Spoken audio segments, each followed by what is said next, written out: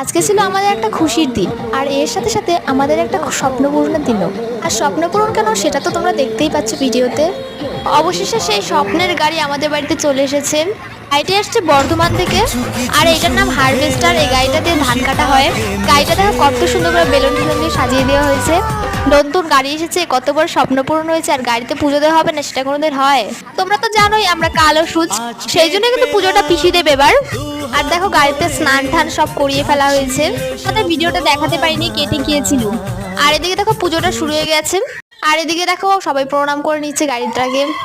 আর গাড়িতে দেখো মালা ঠালা পরিয়ে ফেলেছে, সিঁদুর টিঁদুর দিয়ে দিয়েছে। সেগুলো সবকিছুই তোমাদেরকে কিচ্ছু দেখাতে পারিনি। আর এদিকে দেখো বাবা বলছিল ফটো তুলতে, আর এদিকে ভিডিও করে ফেলেছে দিদি।